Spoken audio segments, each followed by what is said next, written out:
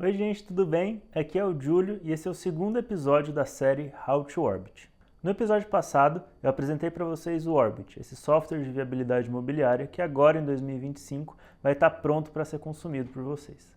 A gente traz cálculos rápidos, ágeis e muito práticos para que a gente consiga trazer realismos para as projeções de loteamento, incorporação, multipropriedade, Minha Casa Minha Vida e todas as outras que forem necessárias para vocês. No episódio de hoje, a gente vai falar mais sobre refinamento da estratégia de receita. No episódio anterior, a gente cadastrou projetos, a gente cadastrou produtos, curvas de vendas e estratégias de vendas. A gente separou o nosso estoque, o nosso VGV, em várias estratégias para proteger o caixa contra os primeiros gastos de obra até sair o financiamento. A gente separou os tipos de produtos que vão ser vendidos em curvas de venda diferentes, em tabelas de venda diferentes, trazendo uma visão mais realista de como realmente acontece no dia a dia.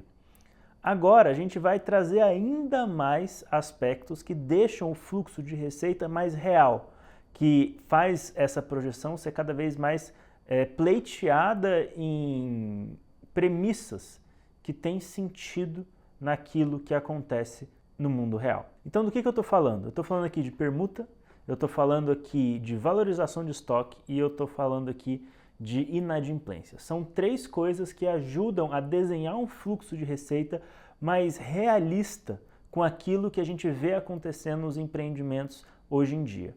Então, esses novos três eixos, digamos assim, de informações vão ser cadastradas dentro do Orbit. A gente já aceita esses três tipos de detalhe, de customização, e eu vou mostrar para vocês como isso funciona de forma simples e rápida dentro do Orbit. Bora lá? Bom, como vocês se lembram, esse aqui é o Orbit, agora com o nosso projeto aqui cadastrado na nossa tenant How to Orbit. Vamos acessar aqui o nosso projeto. Ainda não tem dado suficiente para a gente ver o fluxo, mas aqui em receita a gente vai relembrar um pouco de como foi o episódio passado. Eu cadastrei esse estudo de massa com esses 4 tipos aqui de produtos e aí a gente acabou distribuindo eles em basicamente 3 estratégias. Eu tenho o meu lançamento padrão com a curva de vendas bem conservadora, né, que são 2 anos, 3 anos e 4 meses para conseguir vender tudo, e uma tabela de vendas também mais conservadora, né? Eu coloco um pouco de juros, uma comissão e aqui 52 parcelas com 54% de repasse em 6 parcelas. Tem também aquela parcela separada que eu tinha falado para vocês, a tabela, na verdade, separada que eu tinha falado para vocês, que organiza os produtos que são vendidos depois do fim da obra desse projeto. A gente tem também aqui a venda dos escaninhos, que tem a sua curva aninhada e a data aninhada com o lançamento padrão, mas tem uma tabela de vendas específica dela, né? São trimestrais para encaixar lá no outro fluxo, mas sem mexer nos fluxos que não forem com escaninho, né? E, por fim, a linha de receita 3, que é onde a gente vai fazer a captação de recursos para proteger o caixa durante os primeiros 30% de obra, que vai ser quando começa mais ou menos o financiamento desse projeto que a gente está estudando. Então, essa aqui é uma estratégia básica de receita, e aí tem 3 pontos que eu queria trazer para cá para deixar ainda mais real, que é inadimplência, valorização e permuta. Então, vamos por partes. A primeira coisa que eu queria fazer é sobre a permuta. Aqui nessa roda dentada, vocês têm acesso às configurações ou definições da linha de receita. Aqui eu consigo editar todos os produtos que estão dentro da minha linha de receita, bem como os ajustes dela, que é como a gente chamou esses 3 itens que deixam mais real o fluxo dessa receita. Bom, vamos começar com permuta, que é onde eu quero aplicar aqui. Nesse projeto, a gente vai ter tanto permuta física, que significa pegar parte dos meus produtos que vão ser construídos e usar eles com pagamento para o terreno, quanto permuta financeira, que é quando eu tenho um fluxo financeiro que tem alguns descontos para também pagar esse terreno. E aqui no Orbit eu tenho 2 formas de fazer isso. Eu posso tanto colocar uma taxa geral, então, por exemplo, 10% de tudo que eu construí, e aí eu distribuo isso dentro dos meus produtos, ou ainda eu posso vir aqui e distribuir manualmente por unidades ou por metros quadrados. E aí até uma outra coisa que a gente colocou é o seguinte, eu não quero permutar cobertura. Cobertura é um produto que para mim faz muito sentido vender, faz parte da minha estratégia de marketing, é um chamariz muito importante aqui para esse produto, então eu não vou colocar ele como um produto elegível a permuta, vou deixar aqui ele como não permutado. Outro que eu não queria permutar também é o de 1/4, porque é muito fácil vender ele. Na permuta, às vezes eu vou colocar produtos que são mais difíceis de vender, né? Então eu vou deixar aqui o 2/4 e o 3/4, até para minha permuta também não ficar muito agressiva dentro desse sentido.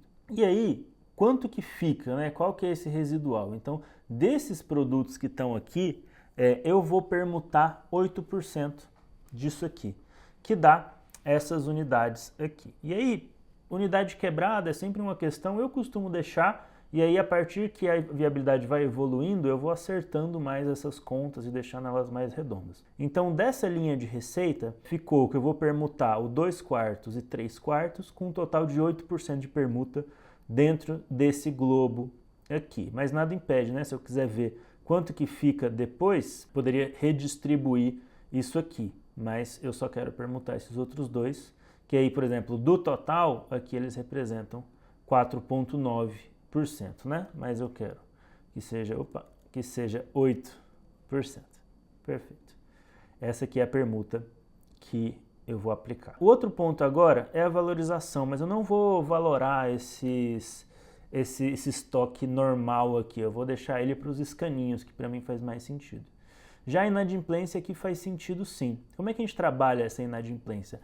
Ela é uma taxa de inadimplência e um tempo de recuperação. O que isso significa na prática? Significa que, aqui no caso, né, 12% desse fluxo vai ser postergado para 6 meses depois. Então eu estou recebendo 12% do que eu receberia 6 meses depois. O impacto disso é nos meus indicadores que são calculados a partir do fluxo de caixa descontado, porque eu estou ganhando dinheiro mais longe no tempo, em vez de agora, né? Agora no sentido do antes dos 6 meses. Essa estratégia de colocar aqui a inadimplência foi incluída no Orbit para ter um nível a mais de pessimismo dentro dessa viabilidade ou até mesmo de realismo, dependendo do contexto e dos dados históricos que vocês tiverem por aí, certo? Então essa linha de receita vai ser isso. E aí, olha só que legal, aqui no meu estoque total, ele já calculou para mim quantas são as minhas unidades líquidas, digamos assim, né? Quanto eu tenho 149 unidades no total, mais 7,1 vai ser permutado, serão permutados, então eu fico com 41,9.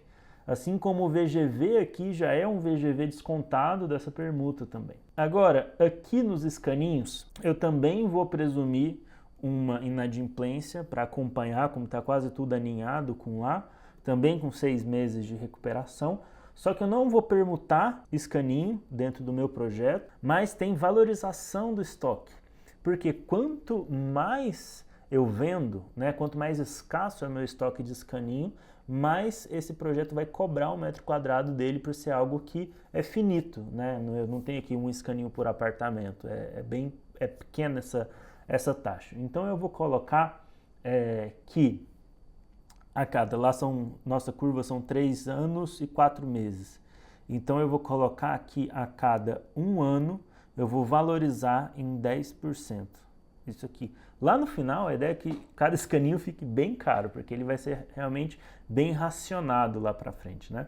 Então aqui o preço das unidades vai aumentar 10% a cada 12 meses. Então quanto que está meu escaninho hoje? É 9 mil. Então a cada 1 ano eu vou aumentar aqui 10% desse valor, aí 10%, 10%, até chegar nos meus 3 anos, onde ele vai chegar com preço cheio, mas vai faltar só 5% do estoque dele de venda, então vão ser poucos que vão ter esse aumento tão grande. Perfeito, vou concluir aqui. E na linha de receita dos investidores, na minha visão, não vou colocar permuta, porque esse aqui é o que eu realmente quero vender para levantar o caixa. Eu não vou colocar valorização porque a curva é curta e também espero não ter inadimplência, porque a tabela também é curta, né? E não é o propósito dessa estratégia aqui. Então agora, com essas definições, a gente tem uma estratégia de receita bem montada, bem preenchida e completinha. Só que eu ainda não consigo ter o cálculo desses indicadores. E aí a pergunta que fica é por quê? A gente criou esse aviso aqui, acho que eu tinha falado dele no episódio passado, que vai mostrar um pouco dos porquês de não calcular, o que está acontecendo. Então o que ele me fala aqui? Que um dos produtos da linha de receita 1 não possui obra, e para corrigir esse erro, acesse a aba de custos e certifique-se que todos os produtos são construídos. Então eu preciso ter uma obra para conseguir calcular isso aqui. E faz sentido porque, como eu coloquei término da obra aqui, né, o fim da obra como limite do parcelamento, eu também tenho repasse, eu preciso saber quando acontece a entrega das chaves para isso acontecer, para analisar o nosso fluxo. Então, vamos cadastrar uma obra bem preliminar, só para a gente conseguir ter os indicadores de receita e ver como que está aqui a nossa carteira. Então, para cadastrar a obra, é bem simples. Eu vou explicar melhor no episódio que vai ser sobre obra, mas aqui só para a gente ser ágil. Eu vou cadastrar aqui minha obra preliminar. E aí eu vou construir todos os produtos nessa obra. Vou colocar preço máximo global porque ainda não sei a taxa. E aí no orçamento eu vou colocar aqui também preliminarmente 45% do meu VGV para essa obra. E aí eu ainda preciso ter a data para conseguir calcular. E aqui a minha data de início da obra vai ser quando eu bater a minha meta de vendas da linha de receita padrão. Né? Então aqui eu vou colocar uma meta de quando eu conseguir vender 35% dessa linha de receita, eu vou começar a vender, que eu já vou ter uma carteira boa para manter. Já a curva, eu vou colocar aqui uma curva de obra preliminar. Eu sei que a minha curva ela dura 36 meses, a que eu quero usar, mas ainda não estou com cada um dos meses. Então eu vou fazer uma curva linear só por enquanto, depois a gente vem aqui e altera ela. Eu não tenho taxa de administração porque é 0 e agora eu tenho aqui a minha receita. Então, olha só que legal. O que a gente tem agora? Eu tenho o meu VGV líquido, então o que eu realmente estou vendendo 74 milhões. Eu tenho o bruto, que são 78, o que é principal e o que é juros. Né? O principal ele é igual ao VGV e os juros é o que eu estou acrescentando no VGV por aquela taxa que eu coloquei nas tabelas de venda a padrão só. Não tem na capitalização e nem no escaninho. Tem também quanto que eu vou pagar de comissão e qual que é o meu estoque total. Então, dessa forma, eu tenho toda a minha estratégia de receita agora calculada. O que falta aqui? Falta a gente analisar os fluxos, né? E olhar agora assim o fluxo de caixa. Então aqui agora em resumo eu tenho os meus indicadores que vão fazer mais sentido, né? Quando eu tiver os outros custos e despesas todos calculados, inclusive ele vai me pedir aqui, está falando da aprovação, que é um outro grupamento de custo que precisa ser feito, mas eu consigo já ter aqui pelo menos o desenho, né? Eu consigo ver ele aqui acumulando e eu consigo ver também a tabela dele mostrando o que está entrando, o que está acumulando, está saindo e tudo mais. Perfeito. Perfeito. Eu conseguiria até olhar aqui, eu queria olhar os eventos para entender onde que essa obra vai começar. Início da obra preliminar. Então tá vendo que a minha obra, com aquela meta que eu coloquei de 35%, eu estou começando a obra um mês antes de ter o meu caixa coberto pela linha de receita 3.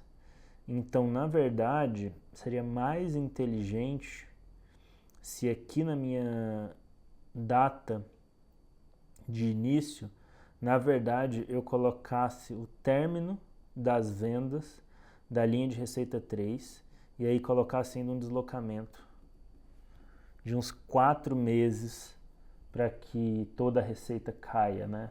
Acho que até 6 é mais seguro. Perfeito.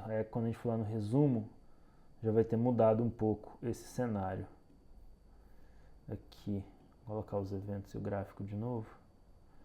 Aqui, olha só onde a obra já está. Então, quando a gente fez aquela estratégia de venda onde eu tinha uma proteção do caixa, né? Antes de começar a ter o gasto em si de obra. Agora a minha obra está começando lá em junho de 27 e a minha linha de receita 3 está começando bem antes e eu consigo ter até aqui no gráfico, olha só, vocês podem ver as parcelas dela entrando aqui, tá vendo? Essa aqui foi a proteção de caixa que a gente construiu para o nosso projeto. Bom, é isso.